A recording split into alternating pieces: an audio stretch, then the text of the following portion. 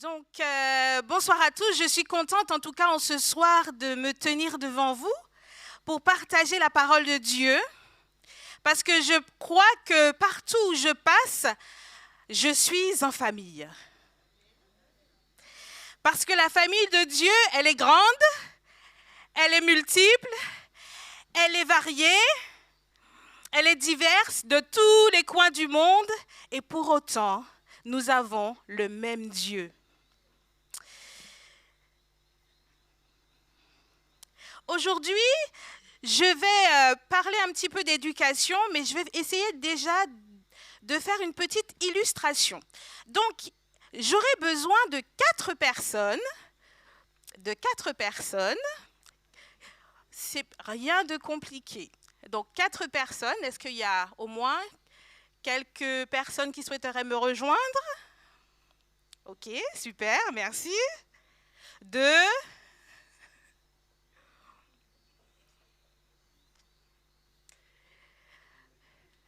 Est-ce qu'il y a 2 autres encore?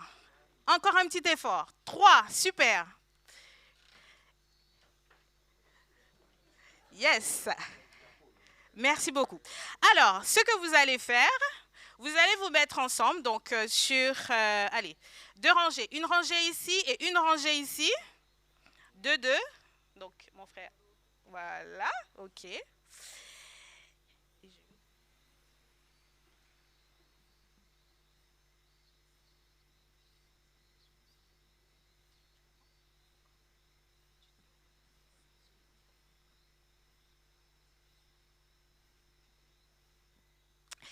Donc, top, c'est parti. Il n'y a aucune indication, vous observez et vous allez voir.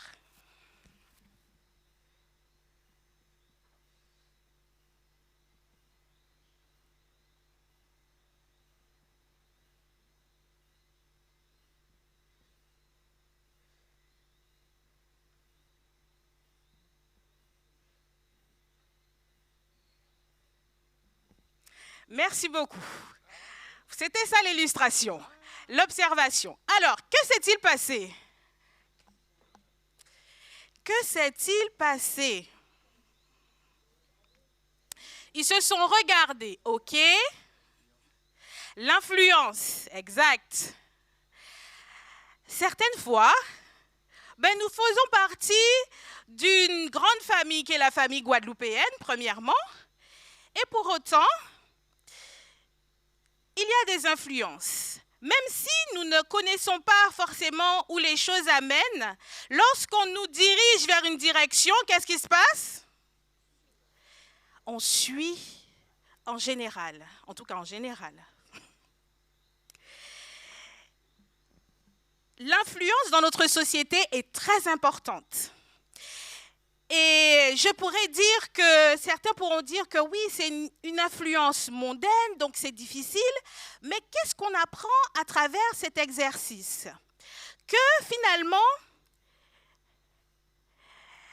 lorsque nous sommes positionnés et que nous connaissons notre identité, il y a une manière pour nous d'influencer. Et quelle est-elle? Comment vous pouvez influencer l'autre au quotidien? Ah, vous ne savez pas?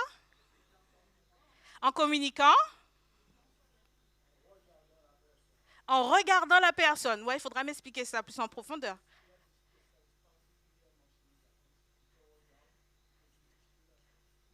Ok, d'accord. Bon, ok.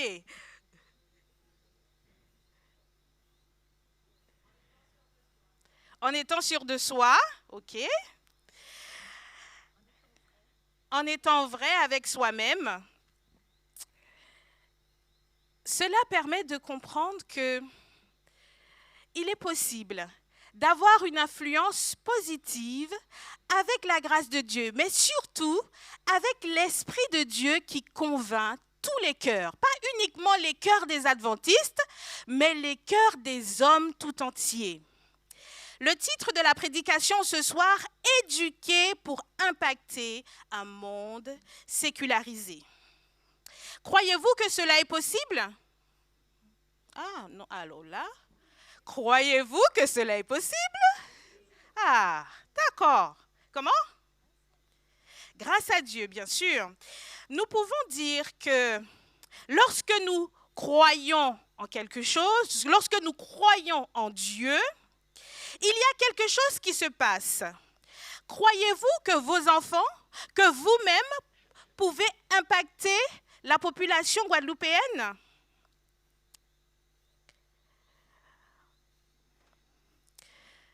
Dans Proverbe 22 au verset 6, il est dit « Instruis l'enfant dès son jeune âge, et lorsqu'il sera vieux, il ne s'en détournera point. » Il est dit dans une autre version « Élève le jeune garçon selon la règle de sa voix, et même lorsqu'il vieillira, il ne s'en détournera point. » Dans une autre version, il est dit encore « Éduque l'adolescent selon sa route, même lorsqu'il vieillira, il ne s'en détournera pas. » Il y a cette notion de son chemin et sa route, pour dire qu'il y a quelque chose de particulier. Le chemin que nous, certains vont employer, d'autres forcément ne vont pas l'employer.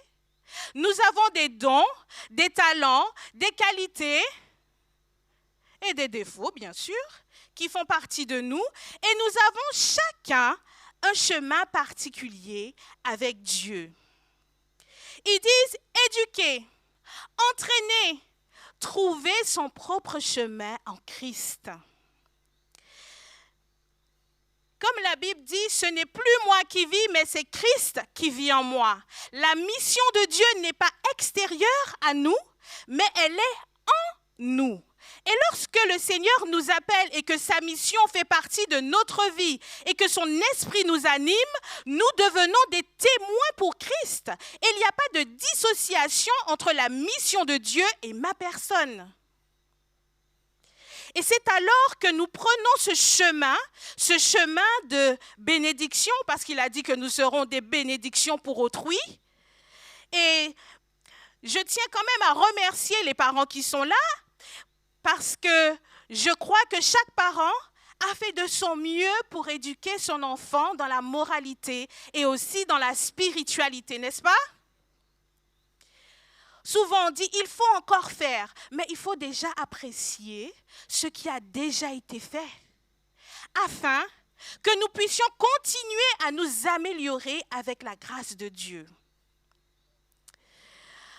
Éduquer, s'entraîner, s'instruire, dédier, dédicacer et surtout permettre à l'enfant de trouver son chemin, sa route. Un enfant est en mouvement sur ce chemin. Il évolue, il grandit. Au bout d'un moment, il a besoin de ses parents pour l'éduquer. Mais à un certain moment, il faut que son parent aussi lui lâche la main pour qu'il puisse grandir aussi dans un monde qui n'est pas forcément facile. Mais à quel moment vous vous dites, en tant que parent, ok, la graine que j'ai plantée, finalement, elle a germé. À quel moment à peu près de l'évolution de l'enfant? Est-ce que c'est quand il est avec nous ou est-ce que c'est quand il sort, il commence, on va dire, qu'il se détache de ses parents pour vivre sa propre vie finalement? À quel moment on se dit ça, que, ok Seigneur, ah là maintenant je vois le fruit du travail que tu m'as permis de faire dans la vie de cet enfant. Quand il se détache. Donc finalement, au départ, l'enfant est dépendant de ses parents, mais ses parents l'apprennent à devenir dépendant de Dieu, et pour qu'après finalement, ils deviennent interconnectés entre Dieu et lui-même. Nous sommes des hommes et des femmes que Dieu finalement a confié ses enfants entre nos mains pour que nous puissions en prendre soin. La notion de chemin prend naissance dans Genèse chapitre 3 au verset 24, la première occurrence de chemin, ce chemin, où il est dit, c'est ainsi qu'il chassa Adam et il le mit à l'horizon du jardin d'Éden. Les anges qui agitaient une épée flamboyante pour garder le chemin de l'arbre de la vie. Cette notion de chemin ramène à quelque chose. Elle ramène à l'arbre de la vie. Ou encore dans Proverbes chapitre 6, verset 23, où il est dit « Car le précepte est une lampe et l'enseignement une lumière. Et les avertissements de la correction sont sur le chemin de la vie. » L'éducation sert à ramener toujours l'enfant et nous-mêmes sur le chemin de l'éternité, le chemin de la vie éternelle.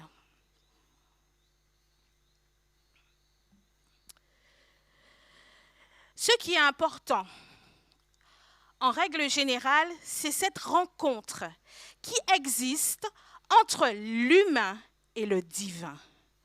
Est-ce que vous avez déjà rencontré Dieu et lorsque vous êtes en train de prier et lorsque vous êtes dans sa présence, vous n'avez plus envie de sortir, vous n'avez plus envie de bouger tellement que c'est doux, ça fait du bien. Ou lorsque des fois on prie, on a les yeux fermés, mais on a déjà oublié qu'on a déjà dit Amen il y a quelques secondes. Hein. On est là, on est content, on prend plaisir à cette présence de Dieu. Et ce n'est qu'une infime partie de ce que nous allons vivre dans le ciel. Dans Romains 12 au verset 2, il est dit, ne vous conformez pas au siècle présent, mais soyez transformés par le renouvellement de l'intelligence, afin que vous discerniez ce qui est bon, agréable et parfait. Qu'est-ce que vous entendez? Ne vous conformez pas au siècle présent. On est un peu dans la discussion. Ne vous conformez pas au siècle présent. Qu'est-ce que ça vous inspire?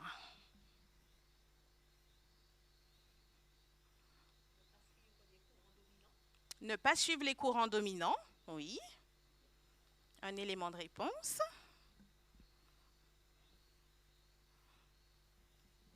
Nous sommes en famille, hein, discutons. Oui? Ne te laisse pas aller par tout ce qui brille. OK.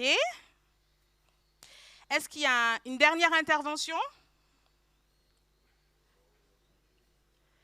Pardon? Le boire et le manger. Ne vous conformez pas au siècle présent. Donc, ça fait certainement référence à l'alimentaire. Le boire et le manger. À l'esprit du monde. OK. La confiance en l'homme. OK.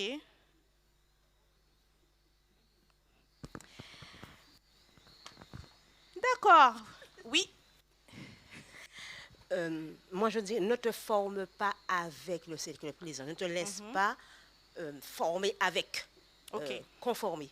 Conformer. Moi, je dirais tout simplement que la Bible dit que nous sommes dans le monde, mais nous ne sommes pas du monde. Yes. Et donc, c'est ça. OK.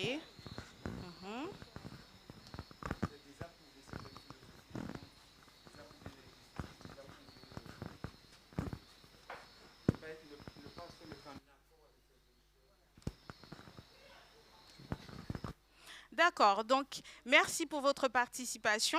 En tout cas, j'ai pu voir avec les différentes réponses que, voilà, il y a des notions, ce n'est pas l'exclusion totale, mais au contraire, c'est de refuser certains courants de pensée, certaines influences dominantes, et même, comme a dit la sœur, l'esprit carrément du monde. Il nous dit, ne ressemblez pas à cette ère. Ne pas finalement s'assimiler et devenir finalement identique à ceux du monde. Mais l'idée n'était pas de s'exclure ou de se mettre à part. Mais au contraire, il dit ne vous conformez pas, mais soyez transformés. Donc, il y a une notion. Pour que tu ne puisses pas te conformer, il faut que tu aies un ancrage. Il faut que tu aies une transformation dans ta vie. Il faut que le Saint-Esprit renouvelle tes pensées et renouvelle ce que tu es, afin que tu puisses produire quelque chose de bon, agréable et parfait. J'aime beaucoup cette notion de sainteté de Dieu. Et quand je lisais encore la sainteté de Dieu, ce n'était pas dans l'idée de s'exclure d'un groupe de personnes, mais au contraire, il disait que le kadosh de Dieu ne peut altérer, en tout cas le péché ne peut altérer le contact avec Dieu. Donc, ne peut altérer le contact avec Dieu. Et lorsqu'on est avec Dieu et qu'on est saint, il dit que cette sainteté de Dieu, elle est transmissible. Il y a quelque chose qui se passe. On a peur du monde, mais aujourd'hui, je veux vous dire que lorsque nous côtoyons le monde, il y a une puissance spéciale qui se passe. Il y a une transmission qui se passe. Il est dit dans... Alors, je regarde. Il est dit dans les Écritures que la sainteté de Dieu est comme un feu. La sainteté qui purifie. Donc, Dieu n'est pas venu finalement brûler l'être humain, mais il est venu purifier le mal. Vous comprenez? Parce qu'ils disent qu'il est un Dieu avec un feu dévorant. Et la purification de Dieu, ça passe par le feu. Et ce feu que Dieu met à l'intérieur de nous, nous permet d'avoir une autre dimension et de pouvoir toucher autrui avec la puissance de l'Esprit de Dieu.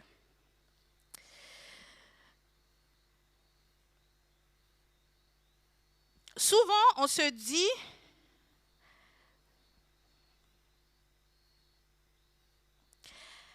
qu'a le monde qu'a fait bon nous.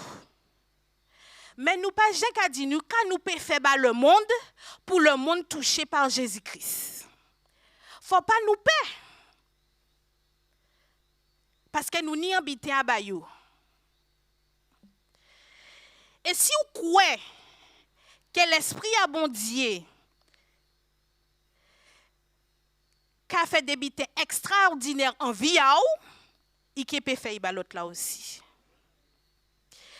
Souvent, nous qu'à prier les matins, nous qu'à demander bon Dieu Saint-Esprit. Nous qu'à prier à midi, nous qu'à demander Saint-Esprit. Après-midi, nous qu'à prier, nous qu'à demander Saint-Esprit. À qui moment nous qu'à comprendre que nous janille? À qui moment nous qu'à commencer à marcher pour nous dire Seigneur, je t'ai demandé le Saint-Esprit le matin, c'est pas que je te dis de ne pas prier pour le Saint-Esprit, mais je sais que je l'ai déjà reçu et je commence à marcher. Comment? Oui, on le reçoit, mais il faut croire aussi qu'on l'a reçu. C'est ça. Parce qu'on demande, et finalement, bon, on ne croit jamais qu'on l'a reçu. C'est lorsque tu mets ton pied dans une épreuve, par exemple, dans la vie de tous les jours, tu te dis, tu ne vas pas y arriver. Mais le Seigneur te dit, mets ton pied, vas-y, va de l'avant. Et c'est là que tu vois, ok Seigneur, ah ouais, tu m'as précédé déjà. Maintenant, je peux marcher.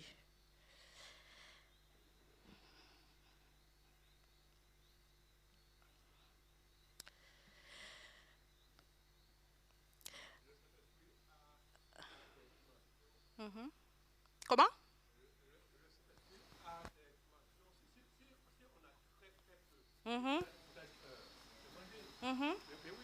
Bien sûr. On a très peu. Mais avec le très peu, tu peux faire quelque chose. C'est ça. C'est ça en fait.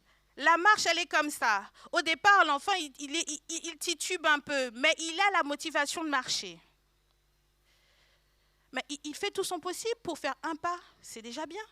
Il fait 2 pas, c'est déjà très bien. Et puis après, il marche. Mais il ne peut pas marcher tout de suite. Il y a une progression. Et il faut être en paix aussi avec ça. Avec le Seigneur, il y a des progressions de vie. On avance doucement. Je dirais l'essentiel, c'est d'avancer.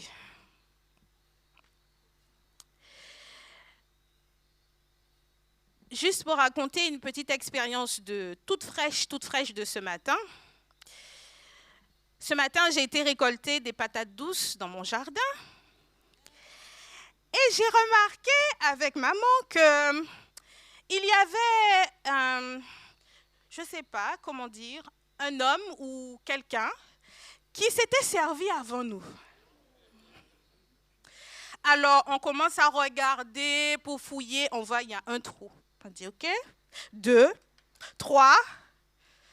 Et puis je dis, ah ouais, quand même. C'est un rat. Ah, il fait vachement de grands trous pour un rat quand même. Comment? À 10 doigts.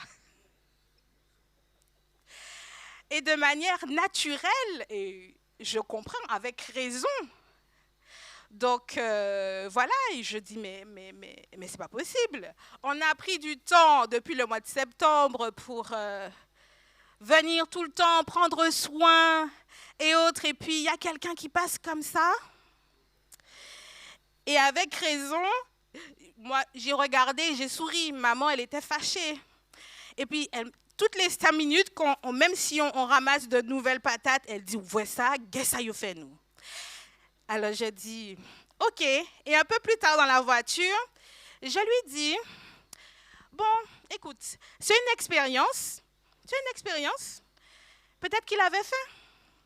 Peut-être qu'il a vu les patates étaient tellement jolies là, les feuilles, qu'il s'est dit, bon, je ne dis pas que l'action était bonne, mais je dis, Seigneur, comment je peux transformer cette action en une action impactante pour l'autre? Et l'esprit, en tout cas, a éveillé mon esprit, me disant, bon, OK. Donc, j'ai commencé à effectuer une toute petite pancarte que je vais laisser au niveau, voilà, des plants de patates. Et je vais dire, pas la peine de voler, il faut juste demander.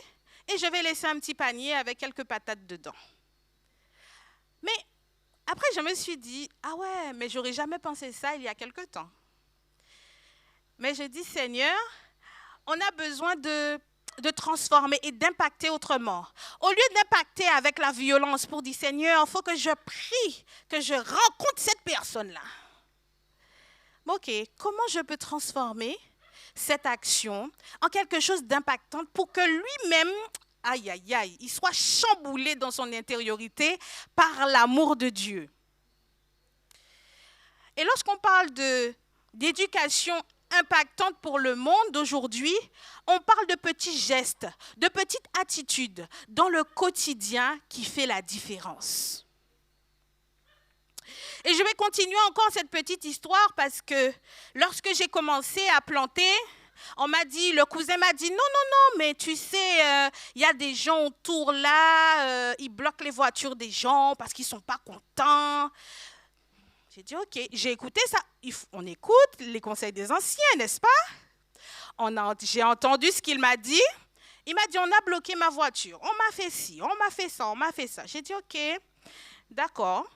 Donc, le jour suivant, j'ai été voir directement les voisins concernés. Je me suis présentée à eux. On a discuté un petit peu. Et finalement, comme il y avait des ponts de famille un peu lointaine, mais je me suis dit, de toute façon, nous faisons partie de la même famille. Nous sommes sur le même terrain, là, pas loin. Donc, on se considère comme famille, il n'y a aucun problème. Quand je suis revenue voir le cousin après, il m'a dit, tu verras, ne t'inquiète pas, tu verras, ça va commencer à barder. Oh, j'ai dit, Seigneur, je te laisse gérer les choses. On a continué à cheminer. Et puis, un jour, lorsqu'on venait, il y avait d'autres membres de la famille, donc ils ne connaissaient pas. Donc là, il y a un qui a effectivement barré la voiture. Et moi, je venais derrière, je dis, excusez-moi les voisins, qu'est-ce qui se passe? Ah, c'est toi qui es là? Eh bien, c'est bon, passez. Mais c'est juste pour dire que l'amour de Dieu doit transpirer dans ce que nous sommes. Certaines fois, les gens sont agacés, ils sont embêtés. On ne sait pas pourquoi et on n'a pas besoin de savoir pourquoi. Mais l'essentiel, c'est de trouver des actions qu'on pourrait porter. On se dit, mais si Jésus était là, mais vraiment, qu'est-ce qu'il aurait fait? Mais qu'est-ce qu'il aurait fait de bienveillant pour ces personnes? Et là où je vois que être en contact avec ce monde nous apporte autant, c'est que la semaine dernière, il y a la vache du voisin qui mangeait mes plantations. Quand je suis venue, j'ai dit, aïe, il y a une vache qui est passée par là. Et du coup, j'appelle ce fameux voisin et je lui dis, écoute, tu peux dire au... T'as là qui a marré bœuf là. Voilà. Dis, bon, moi, que voilà, ça a embêté moi parce qu'il a mangé plantation. Moi, ça pas bon. Il dit, moi, ok, en fois même, il a été réglé. C'est pas dans quelques... Non, tout de suite. C'est pour dire qu'on a autant besoin de l'autre, finalement. C'est une alliance qu'on finalement on fait avec l'autre. Et il nous apporte autant qu'on apporte à l'autre. Et je trouve que cette expérience, je n'avais pas forcément prévu d'en parler, ça m'est venu dans la voiture. Le Seigneur a un plan pour chacun de nous, là où nous sommes. Où êtes-vous? Où habitez-vous? Et quel impact que vous pouvez apporter à tout ce qui vous entoure? Mais pour apporter un impact, déjà, nous-mêmes, est-ce que nous avons été impactés par l'amour de Dieu dans notre quotidien? Est-ce que tu as ressenti un moment que Dieu a travaillé pour toi? Ah, tu dis, ah, c'est Yeki bon Dieu qui peut faire ça. Et lorsque nous rentrons dans des dimensions telles, avec l'Esprit de Dieu et avec notre Dieu, nous ne pouvons qu'être reconnaissants. Nous allons passer un moment en prière. Juste avant, nous allons chanter le petit chant « Seigneur, je me rends », la première strophe et le refrain. Nous allons prier.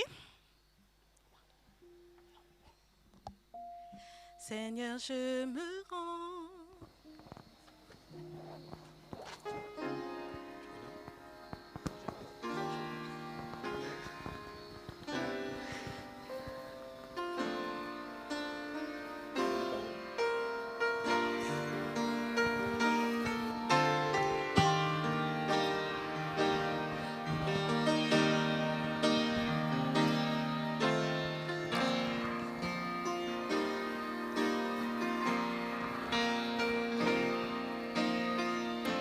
Seigneur, je me rends, transforme aujourd'hui mon cœur, remets en moi, Seigneur, tout ton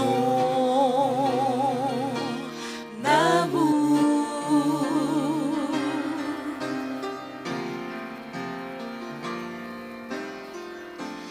Très faible je suis, égarée toute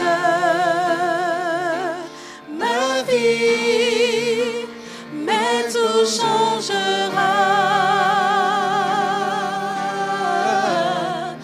par ton grand amour.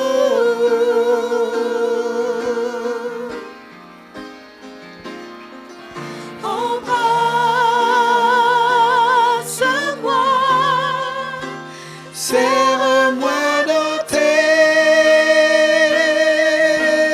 bras.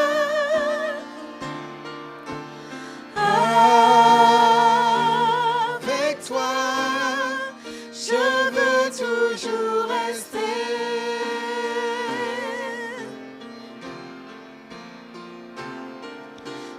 Avec espoir, mes ailes je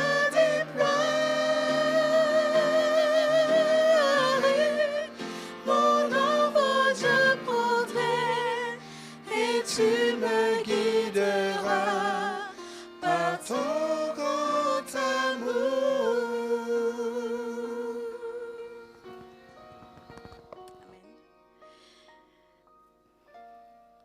Je vais vous inviter à vous tenir debout et à pouvoir prendre un temps de réflexion. Comment puis-je être suffisamment en relation avec Dieu pour impacter le monde qui m'entoure? Comment puis-je être suffisamment ancré dans le Seigneur pour élever mon enfant, mes enfants, dans la voie que Dieu leur a choisie? Et je demanderai à une personne de bien vouloir prier pour demander à Dieu ce courage, ce soutien, cette clairvoyance en tant que parent, en tant que membre d'église, en tant que grands-parents, pour que le Seigneur continue à nous permettre de grandir et de croître. Non pas seulement pour ce temps présent, mais aussi pour nous préparer pour la vie éternelle. Est-ce qu'il y a une personne qui voudrait bien prier dans ce sens?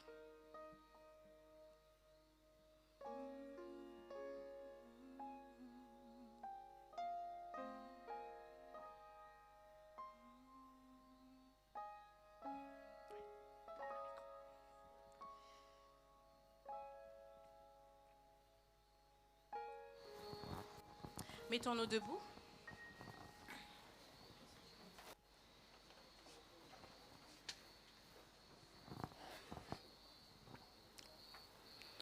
Mon Seigneur, mon Dieu, je voulais dire comme par hasard, mais je reste persuadé que ce n'est pas un hasard parce que tu sondes les cœurs et les reins. Et tu sais que ce sujet de prière nous préoccupe depuis un certain temps, à savoir comment nous pouvons faire pour impacter nos familles, nos amis, notre cercle relationnel concernant ta mission. Papa mon Dieu, tu nous dis de commencer et tu nous accompagnes. En tant que père, que grand-père, qu'ami, en tant que frère, en tant que frère en Christ et frère de sang. Donne-nous, ô Dieu Tout-Puissant, la force de ton esprit qui est déjà en nous, afin que nous puissions, Seigneur, Dieu éternel et Tout-Puissant, faire ton œuvre. Car les temps sont durs et nous voyons, Seigneur, tous les signes que tu nous avais prédits. Et nous savons que nous sommes à la croisée des temps. Papa mon Dieu, bénis cette assemblée, bénis notre pasteur qui est venu nous faire entrer en nous-mêmes concernant ce sujet ce soir et permet que nous puissions progresser, non pas par notre propre force, mais sous ton impulsion, l'impulsion de ton Esprit Saint. Au nom de Jésus, nous t'avons prié. Amen. Amen. Gardons notre position et continuons dans la prière. Notre Père, notre Dieu, nous te remercions, Seigneur, car tu nous as amenés tous ici. Nous te rendons gloire, Seigneur, car tu es Dieu. Nous t'aimons, Seigneur. Nous te vénérons, Seigneur. Nous t'adorons de tout notre cœur. Merci, notre Dieu, car tu nous as créés à ton image. Et tu connais, Seigneur, ce qui est bon pour nous. Tu nous as dit, Seigneur, dans ta parole, tu as choisi des œuvres bonnes pour nous afin que nous puissions les pratiquer. Et nous voulons, Seigneur, entrer dans ton plan. Éternel, mon Dieu, tu as dit, instruis l'enfant dès son jeune âge. Et lorsqu'il sera grand et lorsqu'il sera vieux, il ne s'en détournera pas. C'est une promesse que tu nous fais. Parce que tu nous as nous-mêmes instruits par ton esprit. Tu as toi-même instruit nos parents pour nous transmettre la vérité. Et nous voulons te dire merci pour cela, car nous l'avons reçu. Aujourd'hui, Seigneur, nous voulons le transmettre au monde. Et par la puissance de l'Esprit de Dieu, Seigneur, recevoir encore de toi la puissance de l'Esprit. Et pour que, Seigneur, à chaque instant, partout où nous trouvons, Seigneur, nous puissions impacter. Parce que, Seigneur, tu n'avais pas peur du péché parce que tu as vaincu le péché à la croix. Et tu nous as accordé la vie éternelle. Et nous voulons, Seigneur, être tes témoins de ce que nous avons vu, de ce que nous avons entendu et de ce que nous avons vécu. Éternel Dieu, nous te prions pour les jeunes de la Guadeloupe. Nous te prions pour nos jeunes dans l'Église. Et Seigneur, que ton nom soit élevé, Seigneur, sur cette jeunesse. Nous entendons beaucoup de mauvaises choses, Seigneur, mais nous entendons aussi de bonnes choses que nous ne voulons pas oublier. Mais Seigneur, nous croyons que tu es le chef de notre pays, de notre île. Et nous savons qu'au temps opportun, toute chose arrivera selon ton bon plaisir. Nous croyons que nous avons déjà reçu ta volonté dans nos vies et ton Esprit Saint. Maintenant, nous pouvons aller en paix. Au nom de Jésus. Amen.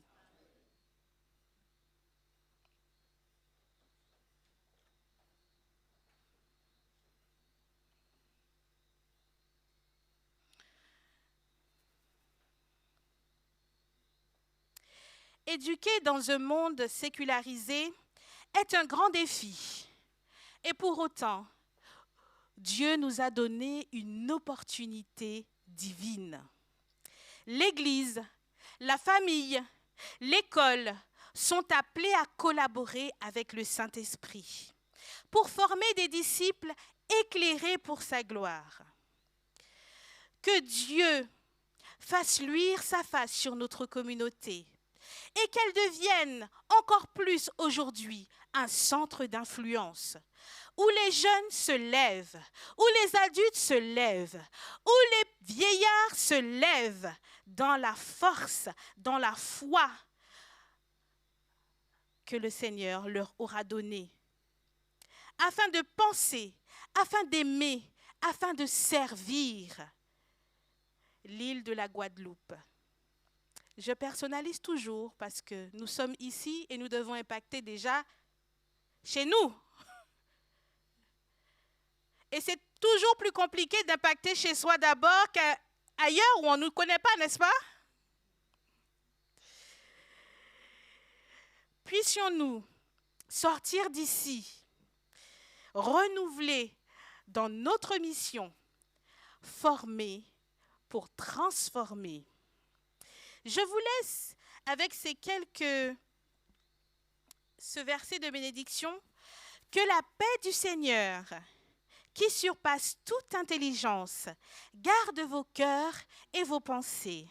Et je vais rajouter et vos familles en notre Sauveur Jésus-Christ.